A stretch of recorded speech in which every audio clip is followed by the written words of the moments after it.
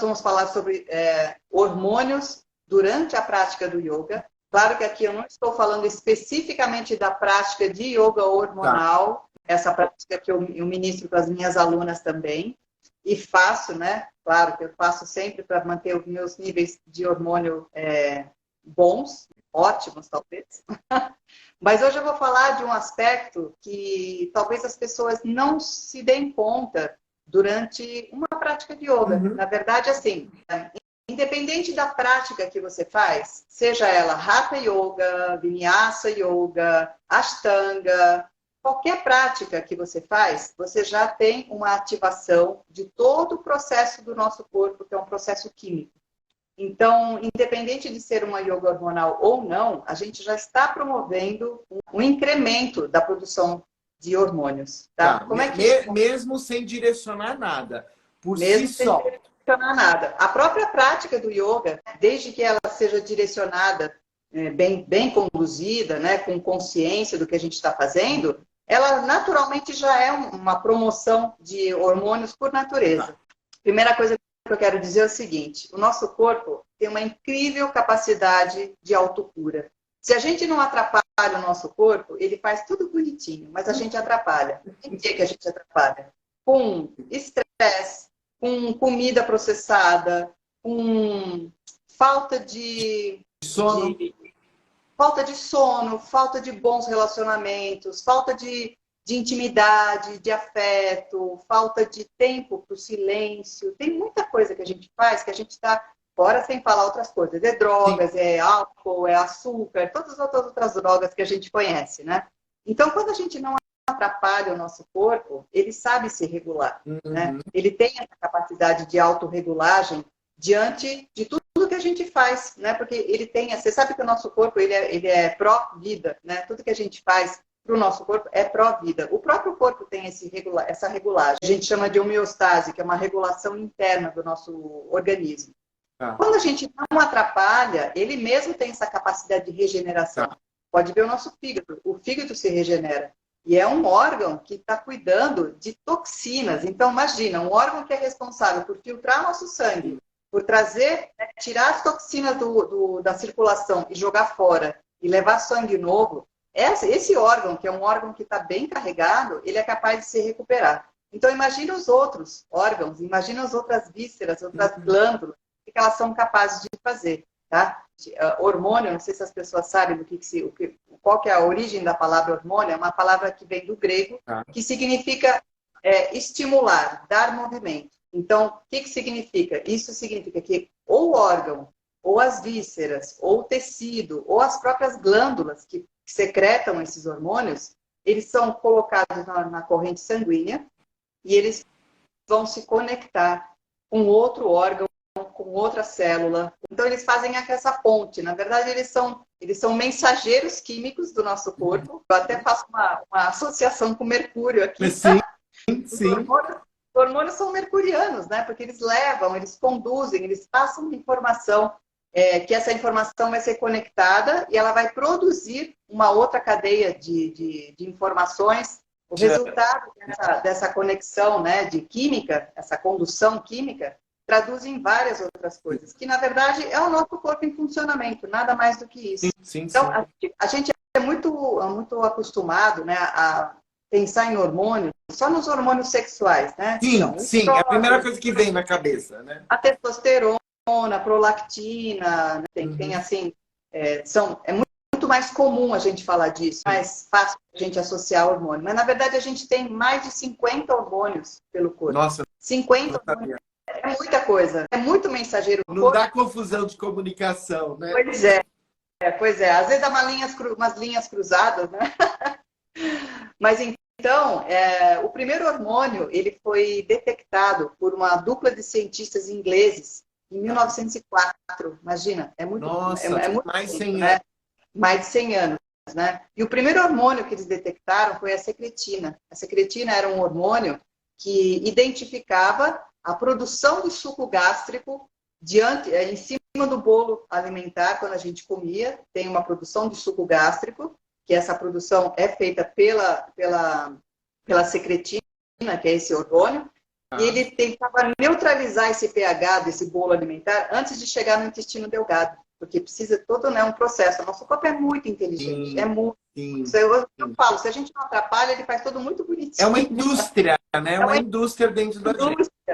Exatamente. Então, assim, eles, depois de muito estudo, eles descobriram, né? Eles chegaram à conclusão que existe um químico, né? Um elemento químico que fazia com que produzisse essa secretina, que produzisse pH baixo para esse bolo alimentar chegar no intestino de uma forma mais condizente com aquele ambiente.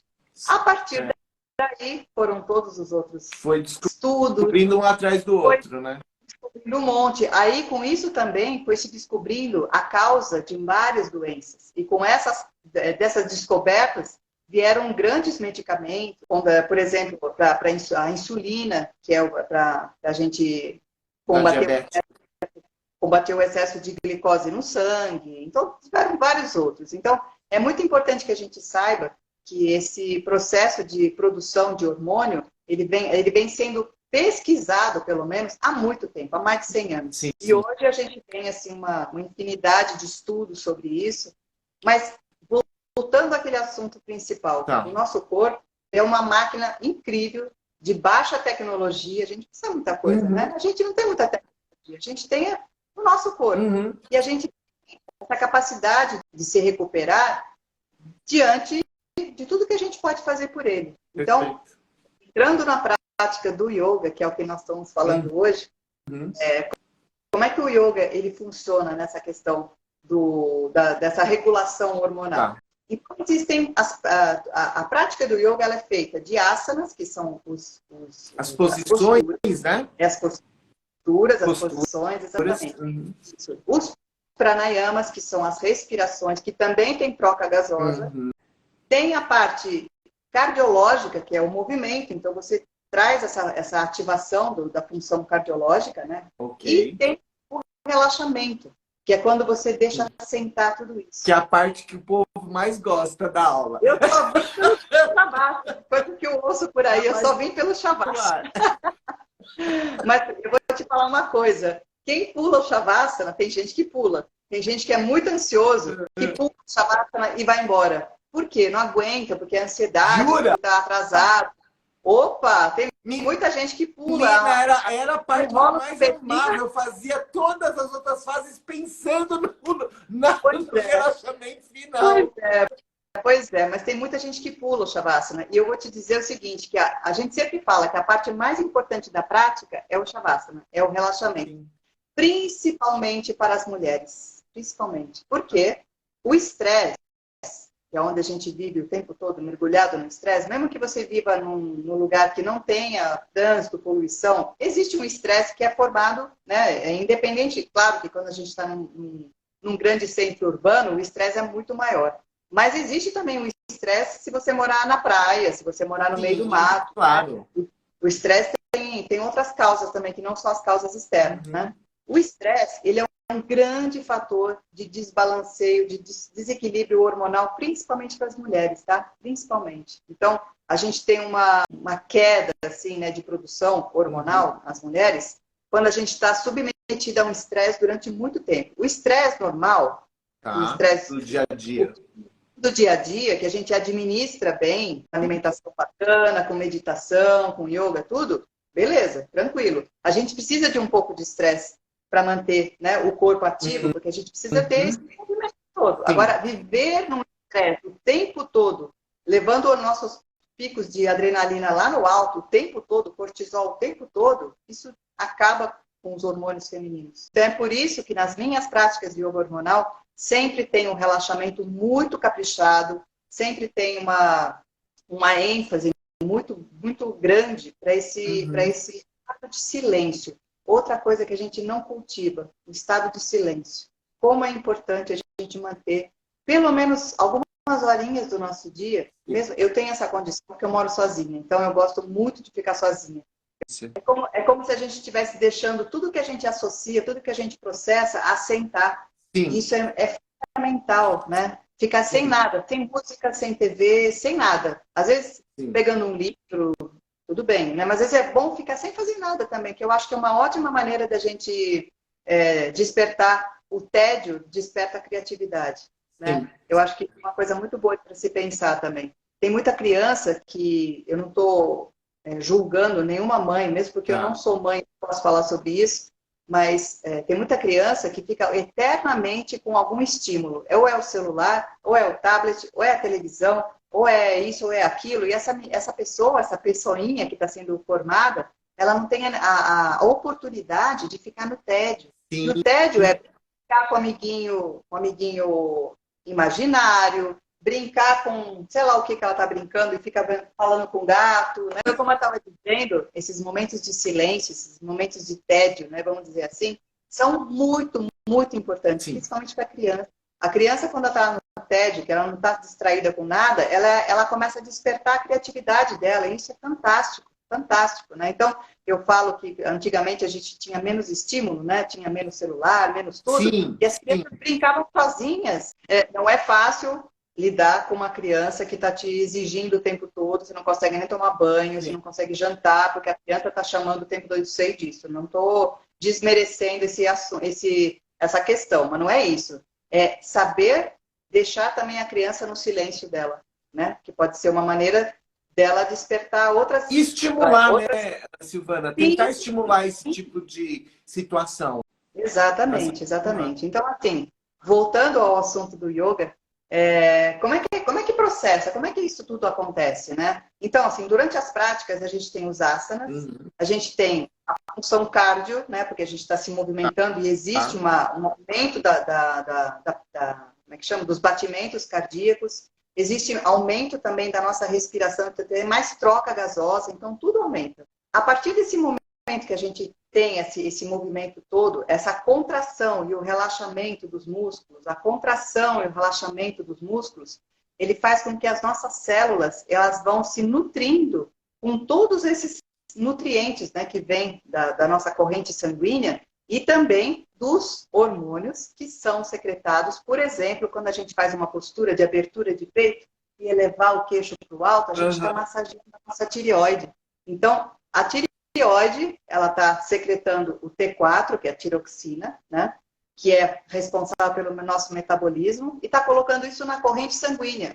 Durante a prática, que a gente está com aquele movimento, a corrente sanguínea está mais ativa, então ela vai chegar, a tiroxina vai chegar onde ela deve chegar e deve fazer o papel dela. Então, inclusive assim, a gente tem até durante a prática do yoga, existe uma jornada invisível, né, com todos esses movimentos todos que a gente não vê. Durante o dia que a gente está se movimentando também, mas durante a prática de yoga em especial, a gente tem essa atividade muito focada para um verdadeiro rejuvenescimento das células. Porque a gente está fazendo tudo, é um banho que a gente dá nessas células, né? Todos esses movimentos dos hormônios indo de um lado para outro e se conectando, porque eles são receptores também, né? Eles têm a ativação e a recepção quando chega onde deve chegar.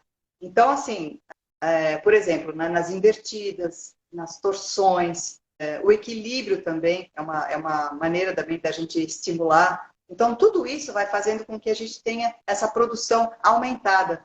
E depois tudo vai baixar na hora do nosso Shavasana, o querido relaxamento.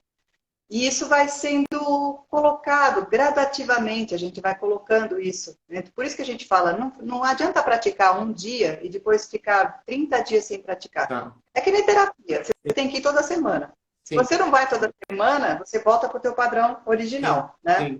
Certo dia, a minha professora Camila sempre fala isso, no terceiro dia, pratica. Ou seja, você fez hoje, não fez amanhã, não fez outro, não fez outro. No terceiro, vai dar 3 dias, pratica. Porque aí você mantém esse mecanismo do nosso corpo em atividade. Então, assim, a gente vai promovendo essa melhora gradativa, né, dos hormônios, a melhora gradativa da nossa capacidade cardiopulmonar, e tudo isso vai se acomodando. Perfeito. Pelo que você falou até agora, se eu entendi corretamente, dependendo da posição e do exercício, a gente vai estimulando hormônios diferentes. Sim. Né? Por isso que uma prática de yoga boa, eficiente, ela tem que contemplar toda a sequência. Então, é a sequência de flexão, retroflexão, né, que chama de extensão, torção, lateroflexão e inversão. Então, quando você faz esse conjunto de técnicas, esse conjunto de asanas, você consegue estimular praticamente todos o que você precisa estimular. Né? Você, aqui, né, na verdade, a gente está estimulando as laterais, a gente estimula também as suprarrenais que estão aqui nas costas. Então, quando a gente faz, por exemplo, a postura da cobra, que a gente estende no chão e deixa aqui, então a gente está fazendo uma grande curvatura da nossa lombar. E aqui a gente está estimulando as nossas suprarrenais, né? Estimulando os rins também. Os rins também secretam hormônios. E, na verdade, quase tudo do nosso corpo secreta hormônio. O tecido adiposo, a nossa verdadeira gordurinha, né? A famosa gordurinha, ela secreta leptina e grelina, que eles são responsáveis pela regulação da fome, da digestão. Então, olha que coisa louca. A própria gordura do nosso corpo, ela é responsável, ela secreta esses dois hormônios que são responsáveis por regular a tua fome. Então, quando a gente está com fome, é a leptina. Né, que ela é secretada quando tem acende a luzinha vermelha da fome, tem a leptina, para dizer, está na hora de comer. Aí, quando você começa a comer, e se você come com calma, né, sem devorar a comida, aparece a grelina, que é outra, acende outra luzinha. Fala, eu já tô satisfeito. Já pode parar de comer que eu estou satisfeito. Aí você fala, nossa, eu não aguento mais comer isso aqui. Entendeu? Então, assim, é tão fantástico esse mundo dos hormônios. Por exemplo, quando a gente está numa situação de estresse, adrenalina, né? Então, a gente está lá, aquela situação de, por exemplo, sei lá, você está com... Não sei, alguém bateu no teu carro, você já dá aquele estresse, assim, né? Sim. Então, o que acontece? Ao mesmo tempo, a gente está... a adrenalina, ela já dá um comando para o coração, para ele acelerar, porque você está em luta ou fuga. Ele dá um comando para os seus pulmões para manter mais essa oxigenação, ou seja, você vai precisar correr, você precisa de atividade. Mais rápido, né? Você vai ter que respirar mais rápido. E também a adrenalina, ela manda um comando para nossas pupilas, as pupilas se dilatam, ou seja, para você enxergar melhor o que está acontecendo, eu estou enxergando melhor o meu inimigo. Então, assim, é tudo tão maravilhoso isso, que assim, não dá para desprezar. Desde que eu comecei a estudar os hormônios, em 2019, que nem faz tanto tempo assim, mas eu vi que a gente tem uma verdadeira fábrica, a gente tem uma farmácia dentro de nós, que às vezes, muitas vezes, é desprezado. Não é só para as mulheres, para os homens também. Porque o que você está falando é para todo mundo, né? Todos esses estímulos, todas essas necessidades, independente do gênero. Sim, por exemplo...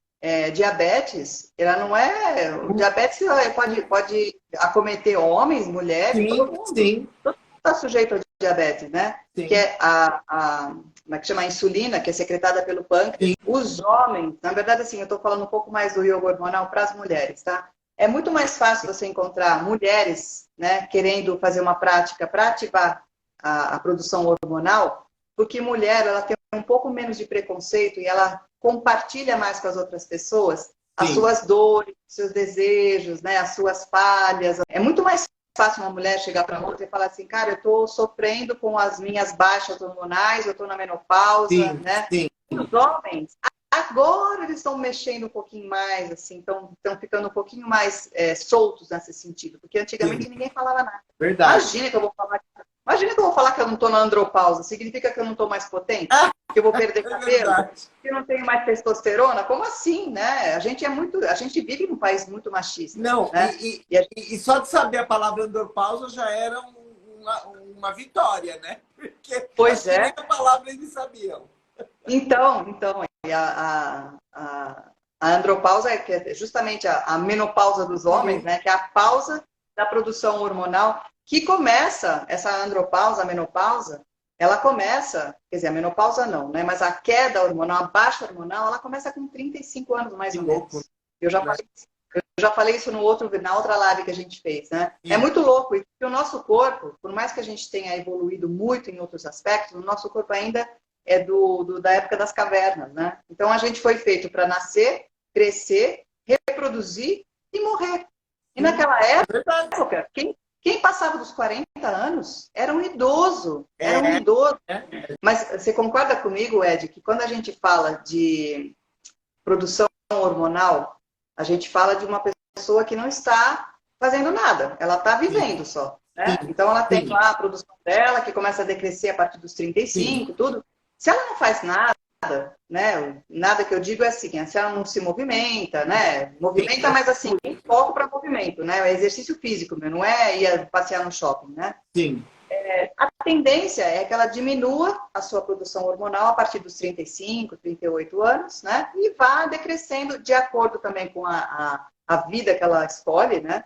Claro. Agora, quando a pessoa tem uma consciência que o yoga pode trazer esse rejuvenescimento das células, diminuição, né, das doenças e aumento do bem-estar, ela própria, ela assume o yoga como uma medicina de estilo de vida. A medicina dela é o estilo de vida dela. Então, se ela cria esse hábito de praticar, com tudo isso que eu já expliquei até agora, com tudo isso que a gente sabe, né, que os hormônios são secretados a partir do momento que a gente estimula a partes do corpo, ela tem condições, sim, de retardar a diminuição. Né? Ela começa, pode ser que ela até comece, né, a diminuir a partir dos 35, mas ela não vai ter uma queda tão vertiginosa brusca, né?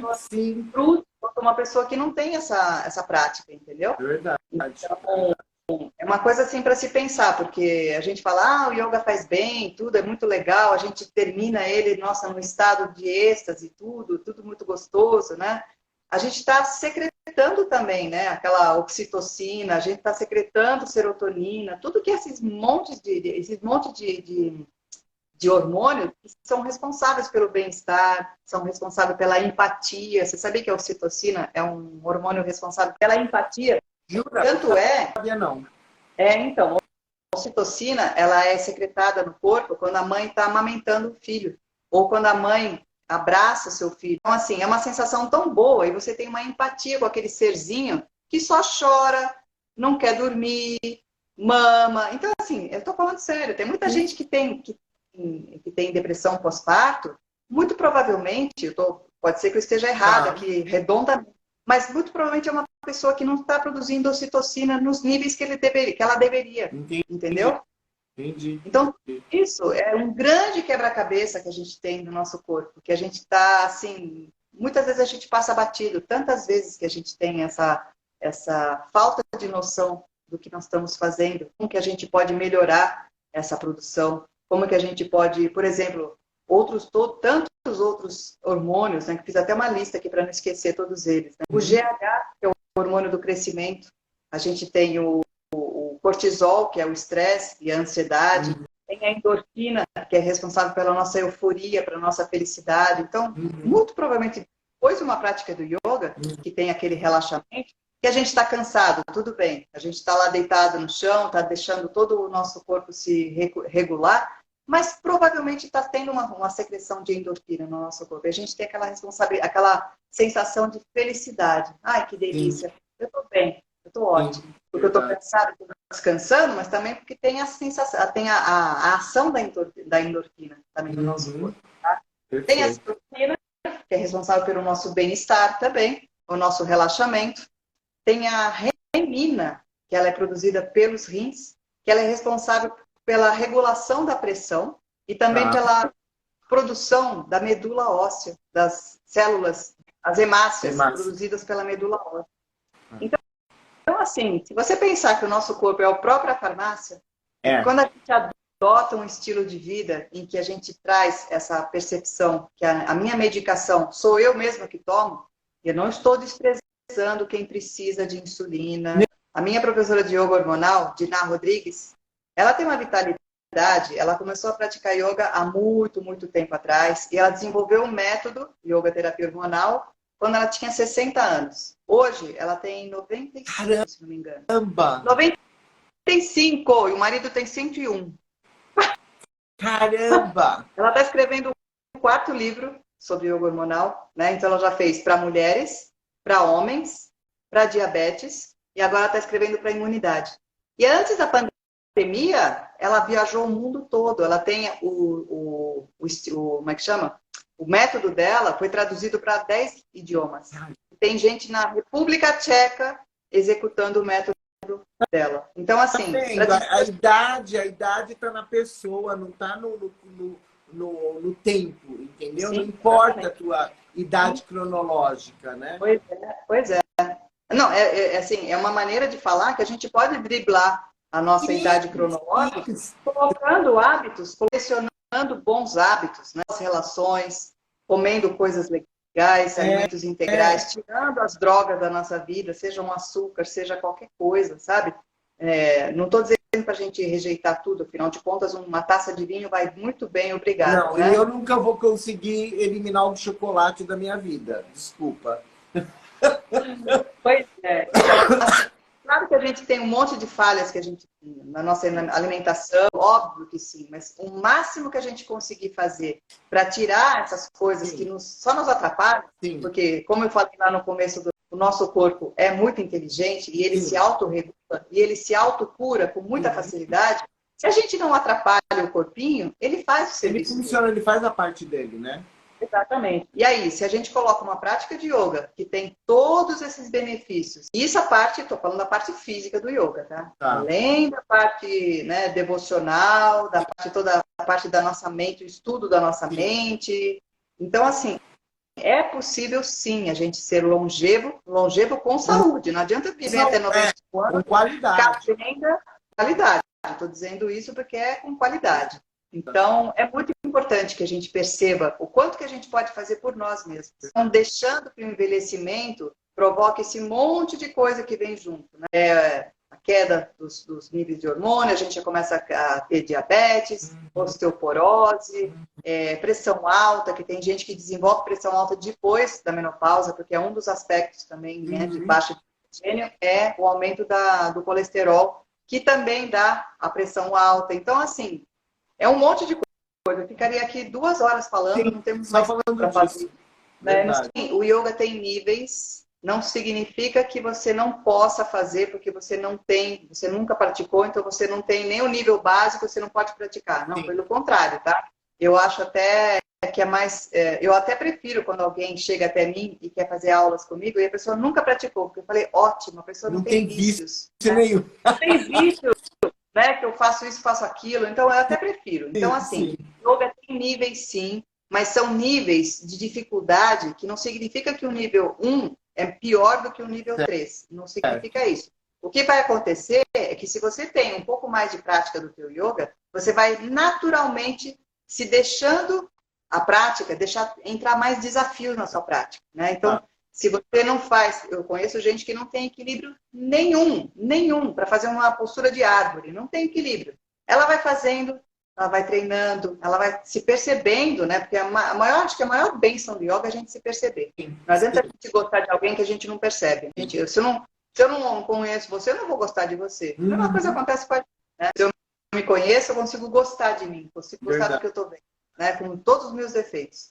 Por onde começar? Existem tantas maneiras de começar, mas eu te sugiro que você busque ou um professor, se você busca um professor particular, ou você busca uma escola, né, um estúdio de yoga, e se dê a chance de começar. Não tem como por onde começar. Eu falo que o yoga é um grande salão de baile com N portas, com 1000 portas. Todo mundo entra por alguma porta, mas a gente está entrando e sempre fechando, assim, a gente sempre chega no centro desse salão. O centro desse salão é o nosso autoconhecimento. Tem gente que entra na porta, eu estou doente, eu quero começar. O outro, eu sou nervoso, eu quero começar. O outro, eu sou muito, eu tenho preguiça, mas eu queria fazer. Então, assim, por onde começar? Primeiro, a vontade de praticar já é um ótimo começo. Sim. E a segunda dica que eu te dou é procure um estúdio, fala com alguém que você conhece, todo mundo conhece um professor de yoga, todo mundo conhece um estúdio de yoga. E hoje em dia, online, é tão fácil de fazer aula à distância. Exatamente. Você é um exemplo, as tuas aulas são online. Sim, são online. Online e presencial, voltei para dar aula presencial também agora. Tá. Mas assim, busque uma informação, busque informação com quem você gosta. Às vezes você ouviu falar de um professor, se você tem a chance de fazer prática com esse professor. Mas o importante é que você comece, porque eu acho que independente do professor que você comece a sua prática, Às vezes você começa com alguém que você nem curtiu muito, assim, né? Da novidade, não sei, não gostei muito e tal.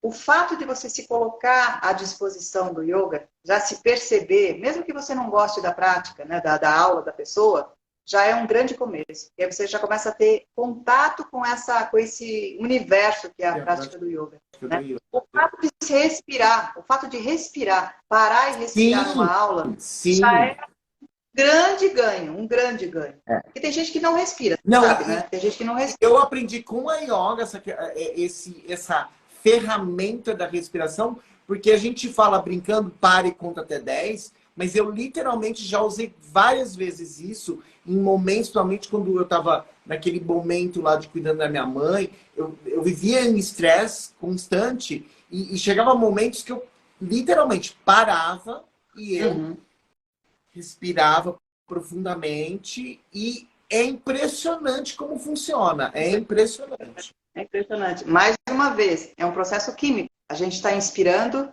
trocando, trocas gasosas e a gente exala gás carbônico. E mais uma dica que eu te dou. Quando você está muito estressado, assim, quando você precisa relaxar, inspira pelas narinas e solta pela boca. Ah, sim. É isso que eu fazia. É isso que eu fazia. Você sabe por quê? Quando a gente está estressado, nosso corpo está muito ácido. Quando a gente exala pela boca, a gente alcaliniza o nosso corpo. Isso eu não a gente sabia. tem ácido e alcalino, né? Tanto é que a água mineral tem essa regulação também. Quando a gente exala pela boca, a gente alcaliniza o nosso corpo. Ou seja, a gente deixa o nosso corpo ficar menos ácido. Entendi. Né? Sabe quando você fala, aquela pessoa é ácida, né?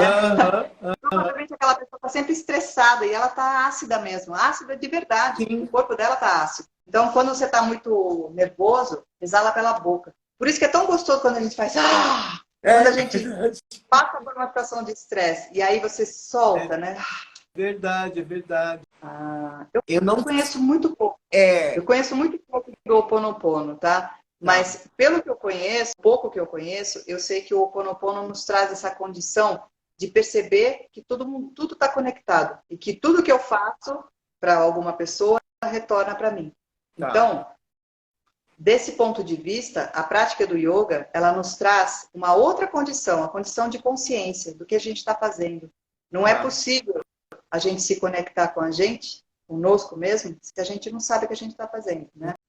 A prática do yoga, ela nos dá essa condição de consciência. O que eu estou fazendo aqui? É 1h e 15 que a gente para e só não tem julgamento, só tem observação. A gente fala que, eu sempre falo que durante a prática do yoga, a gente tem 2 papéis. Quem faz a prática e quem observa quem faz. Então, eu tô praticando, mas eu estou me observando. Tá difícil hoje, tá dolorido, ai meu Deus, eu adoro essa postura. Por que você gosta dessa postura? Porque essa postura me faz aquela. Por que eu não gosto dessa? Minha respiração hoje tá pelo nariz, eu não estou conseguindo me conectar. Eu estou sabendo que nesse momento ninguém vai me atrapalhar, o telefone não vai tocar, pelo menos não deveria, né?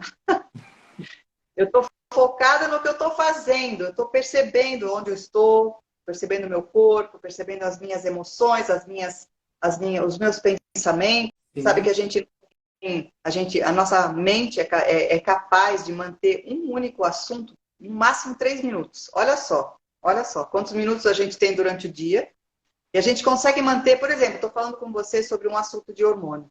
Se você tiver falando sobre isso, a nossa mente, eu estou falando, eu estou conduzindo a conversa, mas quem está ouvindo, a pessoa é capaz de ficar ligada no que a gente está falando por 3 minutos. Depois você começa a voar na maionese, já vai para outro lado. Já lembra daquilo, a coisa tal. Esqueci de congelar tal coisa que amanhã vai ter o almoço, esqueci. Então, entendeu? Ela já está voando quando na eu maionese. Estou tomando banho, é no mínimo uns 5, 6 assuntos que passam pela minha cabeça. Muito. 5, 6 você tá bem, hein, Ed? Você tá... 5, 6 você tá ótimo. Bom, é sempre um prazer estar aqui, né? Falar sobre esse assunto, falar sobre yoga, falar sobre hormônios, né? Falar sobre tudo que promove a vida, né? Tudo que é pró-vida, eu falo com muito gosto. Então, meu fechamento eu queria que você pensasse, quem está me ouvindo, quem está assistindo essa live, eu queria que você pensasse que é muito mais fácil você manter a sua saúde, que é muito mais fácil você manter a felicidade, manter o bem-estar, manter os seus níveis de felicidade, mesmo, de contentamento. Gosto muito dessa palavra, santosha, em sânscrito, que significa contentamento. Contentamento significa estar contente com o que você tem agora, com você, o jeito que você é, né? E não é aquele fazer o jogo do contente, né? Do tipo, não, eu tô contente, né? Eu tô, né? Não, não é isso, não é isso. É contentamento puro, genuíno. Eu tô feliz com o pouco que eu tenho. Tenho muito, tenho pouco, não importa. Eu tenho bastante, né? Com o que eu tenho sou, bastante, né? Com o que eu sou, né? E com como eu estou, né? Então, juntando o yoga com o contentamento, o santosha, eu diria para você, nesse fechamento, de perceber que você já é tudo que você precisa. A felicidade que você busca fora está dentro de você. A luz que você quer tanto alcançar está dentro de você. O amor que você quer tanto buscar nas outras pessoas também está dentro de você. Então, claro que a gente quer os nossos afetos, a gente precisa das outras pessoas, a gente troca com outras pessoas, mas o básico, o fundamental, já está dentro da gente. Então, para de buscar fora o que você já tem dentro de você. Até os hormônios, está tudo aqui. Tem essa produção, que a produção pode ser efetiva, sim, se a gente tem essa vida que a gente escolhe, né? A gente escolhe uma vida saudável e a gente pode viver muito e muito bem.